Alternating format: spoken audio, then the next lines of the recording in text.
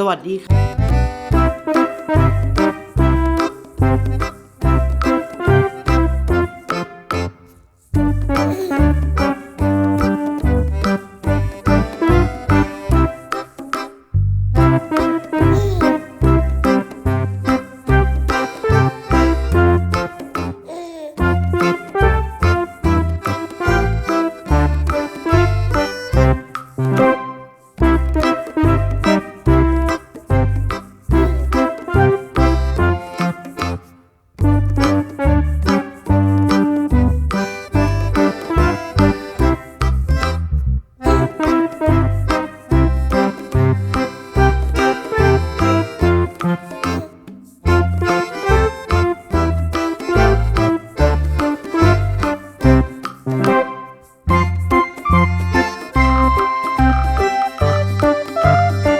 สด200 ml ค่ะ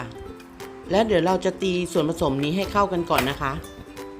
จะใช้เครื่องทุ่นแรงโดยใช้เครื่องตีนะคะเพราะว่าถ้าใช้มือตีมันก็จะเหนื่อยหน่อยค่ะเพราะว่า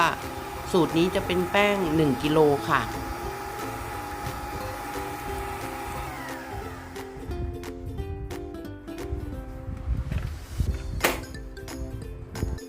ใส่น้ำลงไป2 ถ้วยค่ะ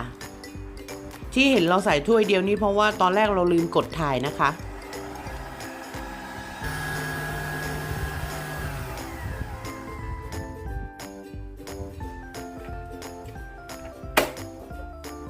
เราจะใช้แป้งสาลีอเนกประสงค์ UFM นะคะแป้งตาดาวค่ะ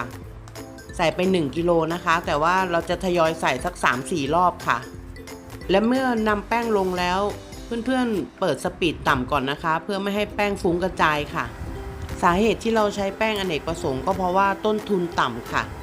ถ้าเราใช้แป้งขนมปังต้นทุนก็จะสูงกว่านี้หน่อยค่ะ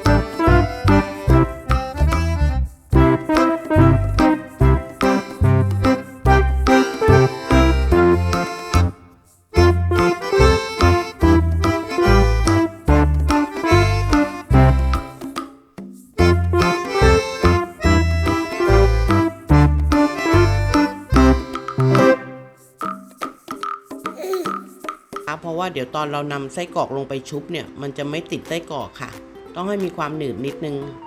ที่เราใช้แป้งสูตรนี้โดยที่ไม่ได้ใช้แป้งขนมปังและยีสต์นะคะเพราะว่าสูตรนี้ทำเสร็จแล้วสามารถเก็บแช่ช่องฟรีซได้เลยค่ะวันนี้ก็คือเราเตรียมไว้นะคะเตรียมแป้งไว้พอทำเสร็จเราก็แช่ช่องฟรีซเดี๋ยวพรุ่งนี้เช้าเรานำไปขายกันค่ะเมื่อนำออกจากช่องฟรีซแล้วปล่อยแป้งทิ้งไว้ให้ละลายก็สามารถชุบทอดได้เลยค่ะในการทำแป้งสีขาวก็ทำวิธีการเดียวกันเลยนะคะแค่ไม่ใส่ผงชาโคลงไปค่ะ